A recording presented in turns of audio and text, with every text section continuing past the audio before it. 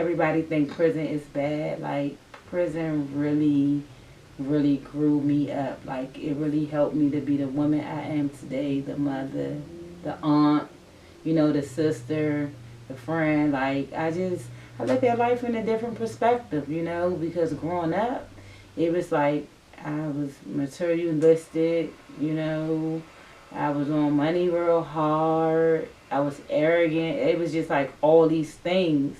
And then when I went in there, I had none of those material things. Everything was gone. So that made me think like this go around, your second chance around, you gotta like save your money. You gotta like, build your credit score up. You gotta like get you assets. Like all that's what's important to me. So I feel like I had to go through in order for me to be the woman I am. Wow.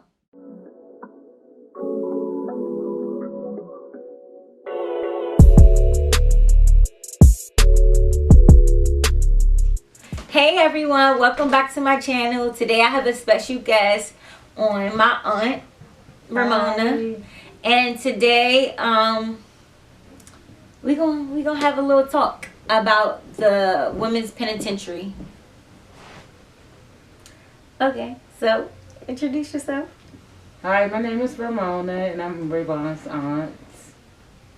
Good. Tell them about yourself. Where you from? I'm from Washington, D.C. Okay, born and raised, right? Yes. Okay. So can you tell me how your childhood was growing up? So my childhood growing up, it was me, my sister, my brother, and my mom. So when we were young, we all used to live with my mom. And then some things that happened in her life. So we had to go live with my aunt, So we were raised, my aunt like raised us for a couple of years.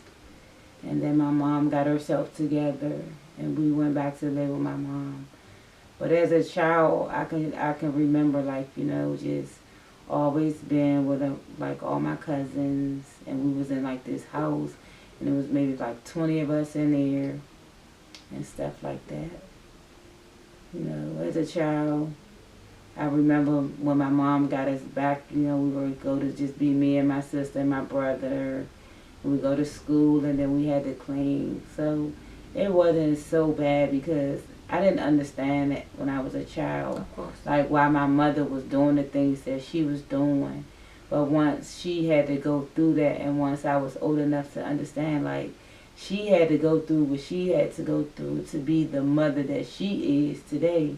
And that's like, far as, it's just life. Things happen. And I just feel like in life, you have to go through in order for you to succeed. To just like, if you never been through anything, how can you tell a story? Mm-hmm. So it wasn't, I'm not going to say that I had a bad childhood. Yeah. I'm not going to say I had a good childhood, but it was okay. It was okay. So what led you to the point whereas you were signed to the streets? Okay, what led me to the streets? Okay, so I was a single mom, and I had my 11-year-old daughter, and I was working a job. I was doing like CNA nursing, and I just felt like I was working my job, and then I had to pay my rent, I had to pay my car note, I had to pay my insurance, then I had to pay, buy food and keep clothes on me and my child back. Mm-hmm. So, one day, I was like, I can't do this. I was like, I'm just working to pay bills, so I didn't know, so I went outside, your aunt liked to hang with guys. So I went outside one day. So one day I went outside and I went to one of my homeboys and I was like, look, I ain't never sold drugs before, but I gotta do something. Like, this job is not working. I'm just working to pay bills. And he was like, so what you say? I'm like, I need you to show me how to sell PCP. And he showed me.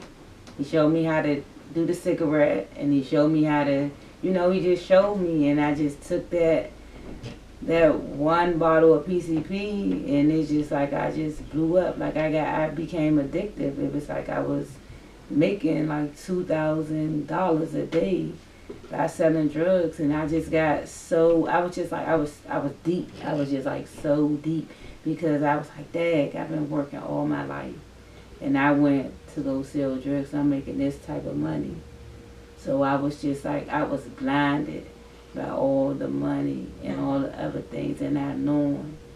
You know, I would set myself up to go to hell, basically. To jail. To jail, yes. So once, you know, I started selling drugs, I was making money. And I didn't stop. It took me to go to prison for me to stop selling drugs because I don't know where I'd be at today if Did you see a future for yourself when you was out there? No. Did you ever see yourself stopping? No. I never saw myself stopping. All I could see is I wanted more money and more money and more money. I never seen a future. I never even had plans. All I wanted to do was buy designer clothes and travel. That's all I saw. I didn't have any, you know, substance about life. Because I was just for the money. It just was keep going.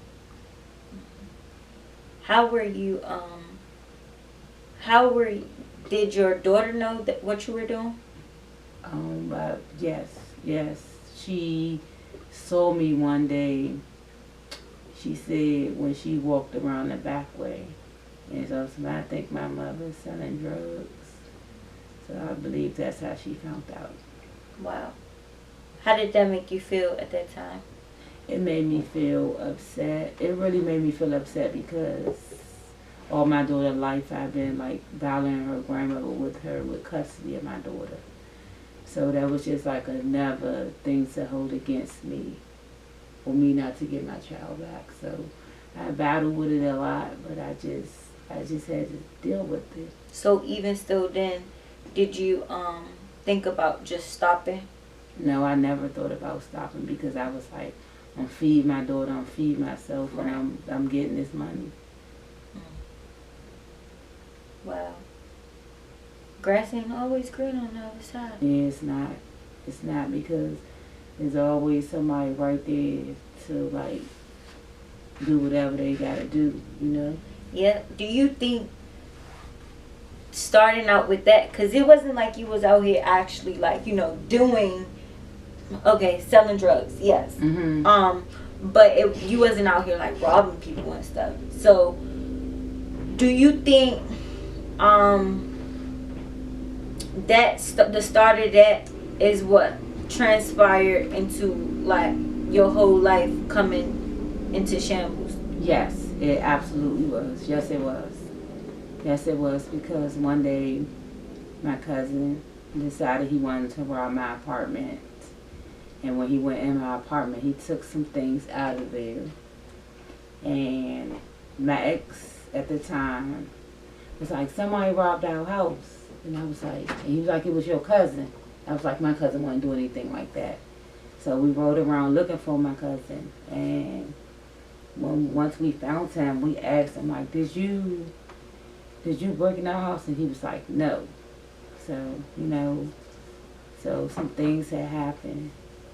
And then he ended up going to the police and to his mother, saying that, like, we beat him up and did all this stuff to him. So when the police came, they came to lock me up first. And they was like, you locked up for kidnapping.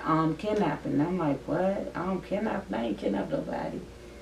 So they said, you know, like, anytime somebody's in a car with you and they cannot get out, that's considered kidnapping. So he decided to rob us. And once he robbed us, he flipped his strip and told the police that we kidnapped him. So, you know, we all were charged with kidnapping. Wow. Yeah, so that's how that went. And then once the case started going on, it was one time when I was selling drugs, and me and him was in the car. And I was taking him to a female house, and we were pulled over by the police. And he had some PCP on him, and I told him, like, don't put that in my car.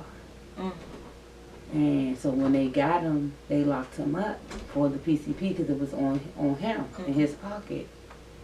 So once I was arrested, he used that story saying we kidnapped them because we wanted him to take the PCP charge out of Maryland. But the entire time, that was his PCP. Wow. And when I gave him the I don't know what made me say it, but I'm like, we get pulled over, you better keep that on you, and that's what happened. So another cousin of mine, she testified that I was a drug dealer to the courts. Wow. But they couldn't prove that I was a drug dealer because nobody ever actually saw me sell any drugs. It was just word of mouth. But when you one thing about the government, they don't care, and that's one thing I learned. Like, people go to jail for being innocent because they will tell you to lie on somebody. Yeah. Just so they can get a case. Yeah. Even though I was there when my ex and I beat my cousin up, but the time we got for that charge, it wasn't necessary. And then you had some other family members that got in the stand and lied. Wow. My cousin who robbed my house, he was actually living with me at the time. Wow. But you had people get on the stand and say that he was living with them, so it's just like the government, like they really knew, like I wasn't involved. They always know. But I didn't cooperate. Mm-hmm. So I didn't cooperate. They charged me with the same exact thing all the way up to my trial. They offered me to take a plea, or they told me to just tell us on your co-defendants and we'll let you go home. And I was like, no. Yeah. I don't know what y'all talking about. So I didn't cooperate and I went to prison. Well, that's another lesson learned. People bite the hand that feeds them. It's a difference between being nice and being kind. And kind is always better. Because you can be kind, but you don't always have to be nice. And you've always been a nice person. Honestly. Really nice to people. For you to open your home up to him and that happened, that's, tells a lot about people. How did you feel when it first happened? Well, when it first happened, I was kind of like, I was upset because I felt like I really didn't do well in my mind. I just kept telling myself like I really didn't do anything. So once I was incarcerated, it was hard to deal with in the beginning. But once I came to the fact that, like, look here, you got to take responsibility. Even though you didn't partake in a crime, you were there. So once I took full responsibility, I was able to start to do my time peacefully. Where were you incarcerated? I did a year at CCA, which is a prison in D.C. I did 4 years in Hazleton, and I did 16 months in Alderson, West Virginia. Oh, wow. Okay. So, you recently hit your 4-year anniversary for, your release, since your release from prison. And how were you coping with your first year there? The first year there, it was hard because I was still trying to call everybody and worry about what was going on in the streets, and just like, it was hard because I couldn't believe I was incarcerated. But once I went to court and I got sentenced and they gave me 96 months, which is 8 years, I was like, okay, it's time for you to do your time. You can't worry about the outside, what's going on out there, because this is your home for the next couple of years. So once I got a hold of knowing I was going to be incarcerated, I just started, starting my faith all over again, because I was raised in church. As a child, you raised in church, but you're not taught the relationship with God. So I was able to build a relationship with God, get to know Him personally, and also just like work on me, work on who I am, because I was always taught and told this is how life should be, or that is how life should be. So I was really able to really get self-care in there. I understood what Ramona liked and what Ramona did and how things supposed to. It just gave me a whole different perspective on life. So, what was something that you realized in there that you couldn't seem to grasp on the outside world? That Something that really like hit you, like you felt it, but you didn't realize it at first. exercising. Like I really like when I got there, I met this young lady. Her name is Siobhan Knight, and she's from Detroit, but she lives in Atlanta now. And I went to her because I had gained 30 pounds when I was in D.C. So Were when you I got stress eating?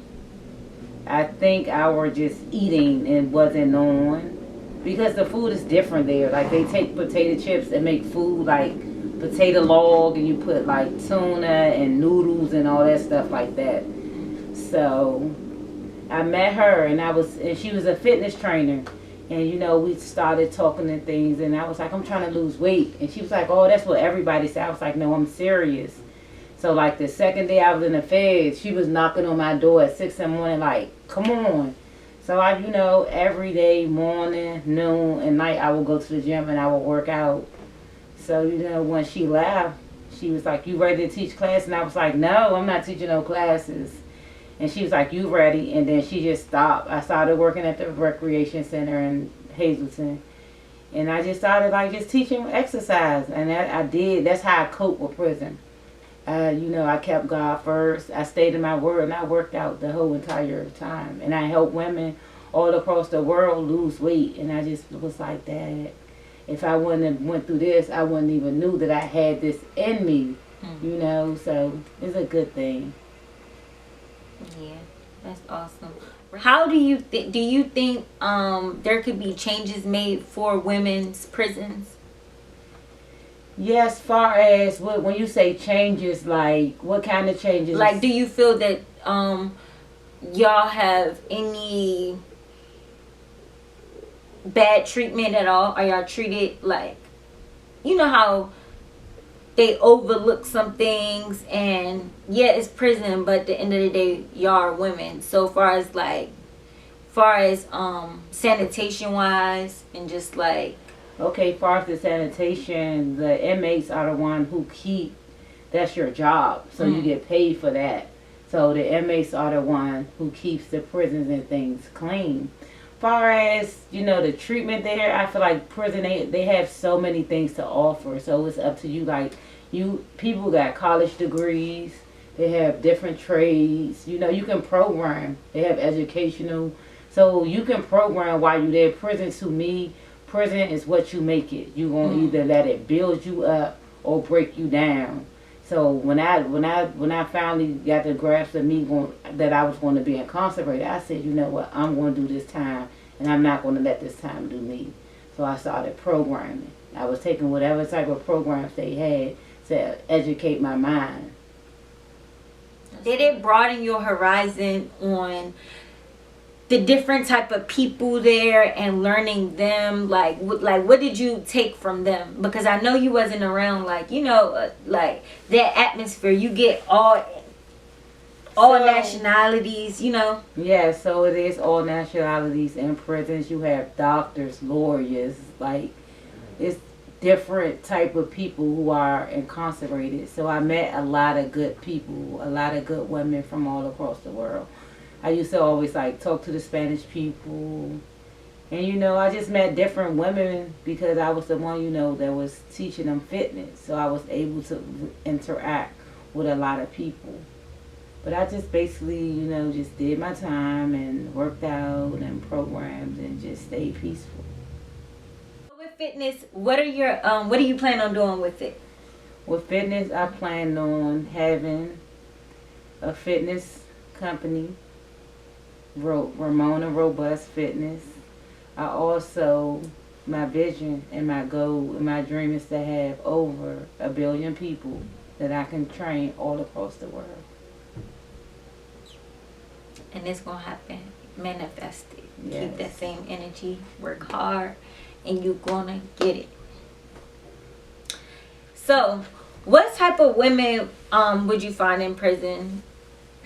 You will find all different kind of women in prison. So when you first come to prison, a lot of women be lonely. you know, because they are incarcerated. Then you also have gay women there. So a lot of straight women will end up messing with a woman because of, I guess, their loneliness. So I watched a lot of that stuff in prison. I watched a lot of women go from being straight to being involved in homosexuality. I watched a lot of women come in prison with their having their minds, and as they left, they then lost their mind. Really? I watched a lot of women in prison use drugs. Like the ladies will go to the pill line and they will cheat their medicine, and then the other inmates will, you know, take the medicine. So I just kind of like, I sat around and I just watched, and I was just like, because it's a hard, prison is a hard thing. So you have to like really mentally be there and be mentally strong, because it can take over you. Mm. Yeah. Wow. With women messing with other women and who were straight before, what about when their families come visit? They will go in the visiting hall and just act like it wasn't nothing, like they don't have a whole girlfriend on the unit. Yes. Yes. That's some tea right there. And you just be watching at your visit. I just be like, okay. You know, I just be amazed, you know. Like, you have to really be strong-minded to be able to, like, accomplish things in prison and be, like, able to stay sane, you know, keep your sanity. Because it's hard. Then you have women that just don't have no family support. And they just in there, they just lonely. So it's to me, for me, even though it's saying everybody think prison is bad, like, prison really grew me up. Like, it really helped me to be the woman I am today, the mother, the aunt, you know, the sister, the friend. Like, I look at life in a different perspective, you know, because growing up, it was like I was materialistic, you know, I was on money real hard, I was arrogant. It was just like all these things. And then when I went in there, I had none of those material things. Everything was gone. So that made me think, like, this go around, your second chance around, you got to, like, save your money. You got to, like, you know, build your credit score up. You got to, like, get you assets. Like, all that's what's important to me. You know, so I feel like I had to go through in order for me to be the woman I am. Wow. That's awesome. And I'm glad you grew from having negative characteristics, like you said, material serials, like, you know, like that. And that's a form of having no substance. So, you know, it's a lot of people out here that's like that still. But for you to have that opportunity, have that, it didn't seem so right for everyone at the time, but like you said, it grew you up. Like, it wasn't so bad after all. That's a blessing, honestly. Yes. It is. Yes. And don't get me wrong, people can wear their materials, but it's just, to Yeah, me, no, it's but a different thing. Definitely. But it's a difference, and we know the difference. Yeah. Okay? We know the difference. Like you said, building that credit score, building asset, having assets, absolutely, rather than liabilities. Yeah, it's a difference. Absolutely. So I'm definitely proud of you, and yeah, I see the change because I was there before and I'm here after. So yes, you grew a lot, and I'm really proud of you. Thank you. When you were released, what did you go do? What was the first thing that you went to do? Okay. When I got released, the first thing I went to go do was get my Social Security card, birth certificate, driver's license, medical insurance, went to the doctor, and that's it. I had to go back to the halfway house. Oh. Yes. I forgot about the halfway house. So how was that transition? Oh, so the halfway house, it was bittersweet because I was able to go to work and then go back in there. And then on the weekends, I was able to go home to be with you guys. Okay. How was the halfway house? I never really thought into it that deep, but you've actually been there. So how is it inside of there? Okay, so the halfway house is not as bad as prison because you are home. You are halfway home because you still have to report there every day. But the difference with the halfway house, like you wake up, they feed you breakfast, but if you have a job, you can just wake up, take a shower, and leave. So before I had a job, I had to stay in the halfway house. So we would get up, go eat breakfast, and then we'd like watch TV, and then they would have all these classes that you would take during the day. So it would be like you can roam around. It's like a building. You can roam around and stuff, like go watch TV. But it's like you still there, but the only difference is you get to leave out and come back. Yeah. Okay. How was it when you came home though, overall? Like your overall like life when you came home? When I came home, you know, was it hard to get back in the groove? I had anxiety a lot, like really a whole lot, because I was so like, you know, used to being in small places, small areas with a whole lot of people. So when I came home and I would be somewhere there'd be a lot of people, it was like I will suffer with anxiety. Like I still do, but it's not as bad as it was when I first came home. And by big groups of people, like what would happen? How do you feel? I will feel like overwhelmed. I'll be like, it's too many people and I just need to leave. Yeah. You know, like just like now, like when I go places and like it's a gathering, I will have to like remove myself. I don't know, it's just something that I'll be dealing with. Yeah. Okay, I get it. So now that you're home, you found you a job that you've been at for a while now, and you've been able to help so many other people, which is great. How does it feel to be working this job? And you worked before all this happened. You worked before, but I knew you to work the streets harder than working a job. So yeah. So the way that I work my job, I actually love the work that I do. Like I like property management. So I really, and I work hard. Like that work I used to use in the streets, I use it now at my job. But you have to, with your job, you have to like really care about your job. You know how some people just go to work and get a check. But then some people you have that really care about what they do. And with my job with property management, I care about what I do. Like I enjoy helping people. It makes me feel good when I can help somebody, you know, apply for rental assistance, or I can help somebody get an apartment and things like that. So it's really good. What would you say to young people who are taking steps on their way to a criminal path?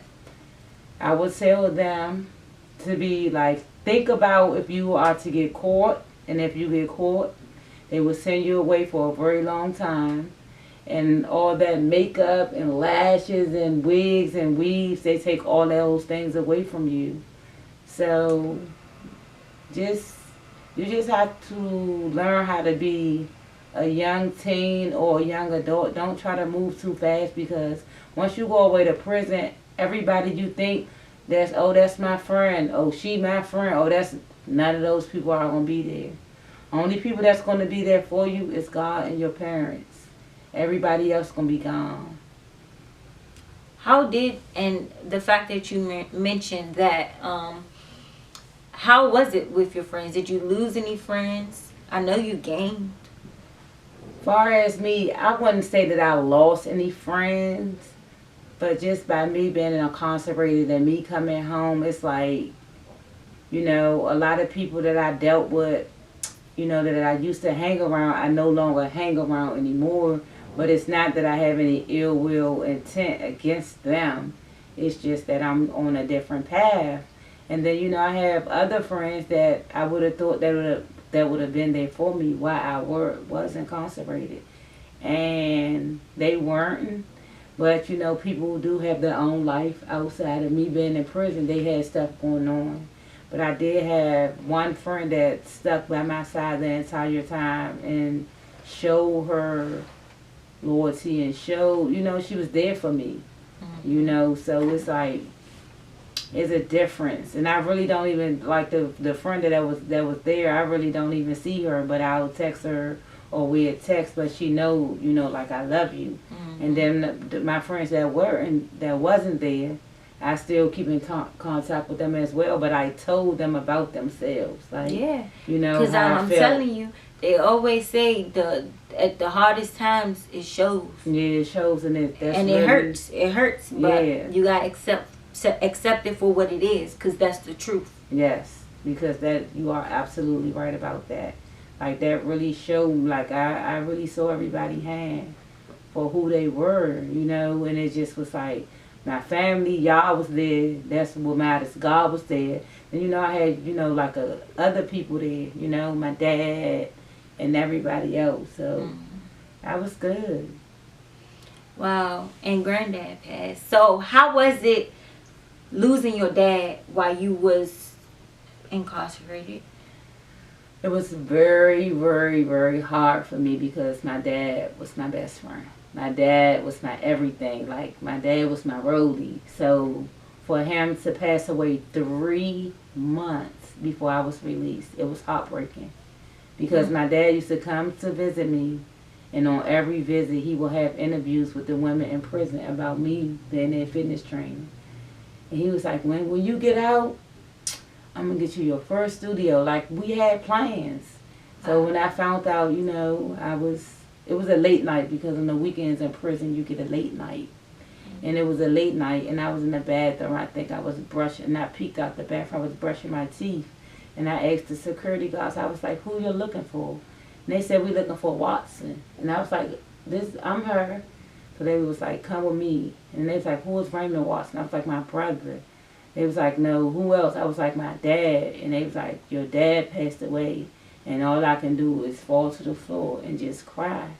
You know, so for that whole week, I would just look at my pictures from visit, and I would just cry. And then, you know, I questioned God, like, a whole lot of praying women around me, and I was praying as well. So, you know, I was able to make it through, but it's still hard, because I just be like, them days when I just be wanting to talk to him and just see him and just be in his presence. It's like, you know, but I'm going to make it. You are. And make it. All it is, he transitioned to now guide you. Lead you through the way. Yes, yes, yes, he did. Say that again. What works best for you in terms of finding your footing outside of prison? Working, standing around positive people, watching my people, places, and things. It's just, I know better now, and when you know better, you do better. So it's like, I know, like, if I go here, I know, like, you know, I'm just in a space in my life, like, I kind of like to be at home. I like to go out every now and again, but it's just be like, wow, I ain't had my place in 10 years. So, you know, I just like this my sanity, like this my comfort zone and my peace, you know. How did you get your job as, what is it, management? Property management. Property management. I went through this program called Project Empowerment. It's a program that they have to offer in Washington, D.C. that actually show you, you know, how to move in a work environment. It teaches you everything about the job environment. Wow. That's awesome. So I went through the program for 3 weeks, and then they send you on job sites, and it's up to the job to hire you or not. So, and they ask you like what you want to do. So I told them like, I want to work in the office. I want to be administrative assistant. So they sent me to a leasing office, and my first leasing office was Mayfair Mansions. And when I went there, it sucked because I used to have to pull like literally probably like 40 files a day. So I used to pull the files, and I used to talk trash, and but I used to, I just worked though. I get to work early because they teach you all at a project account. And like you arrive work 30 minutes earlier than when you're supposed. Like they teach you the ropes And I just went, I used the tools from Project Empowerment when I started working. And then, I always been like a hustler. So I used that in a positive way. So once I started working at Mayfair Mansion, someone got fired. So I went to the manager and I was like, hey, I don't know nothing about that position, but I'm willing to work. And she's like, oh, I already have something in the making for you. So after a month being in Project Empowerment, I was hired as administrative assistant. So I started, answering the phones, doing receipts, folding letters, doing a little filing. And then maybe like 6 months after that, I was promoted to maintenance coordinator. And then maybe like a couple of months after that, I was promoted to assistant manager. I went to work out in Maryland. But one thing about people and people knowing your story, you have to be very careful of who you tell your story to, because when people know your background and know what you've been through, they tend to treat you such as who you are, Like, yeah, she was incarcerated, I gave her a chance, so they treat you such as. So when it comes to you, like, wanting to make more money or moving up higher, it's like, well, So, I stayed with the first property management, which was Edgewood Management, for 2 years.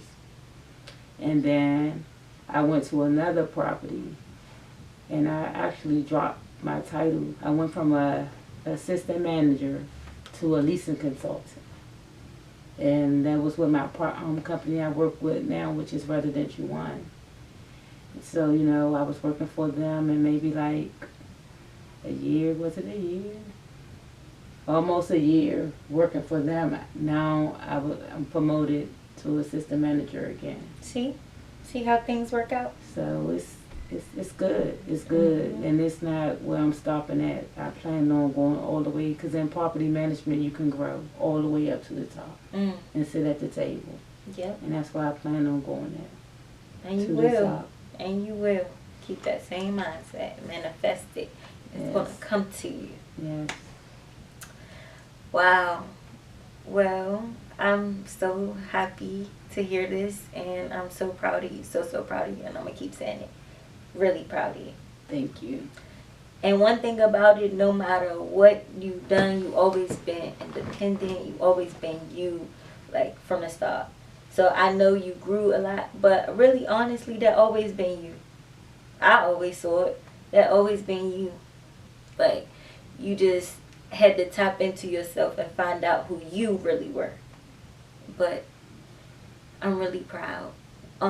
Is there any advice you would like to give to people who are going through things or going down that path, or just any words of encouragement for people? It doesn't matter what you've been through. It doesn't matter if you've been in prison or you're just struggling with things. You just have to, whatever you put your mind to, you can do it. Whatever you manifest, you can do it. So just stay encouraged. If you save, keep God first, and He will make all things possible for you. Life is what you make it. Yep. It's a choice. You can either choose to live or just sit there and be on the couch and do nothing. So it's all in your hands. I chose to live, and I chose for greatness, and all I see is greatness. Okay. Well, we're going to wrap it on up.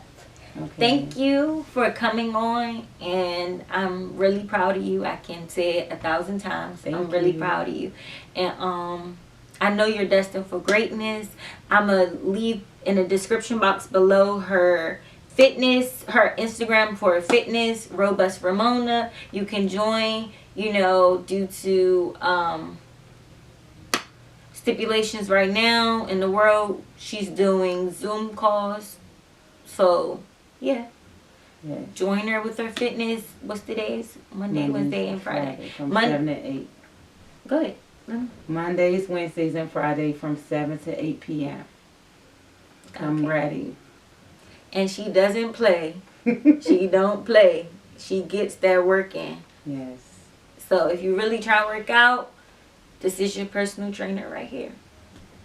Okay. Thank you for watching. Thank you. Peace.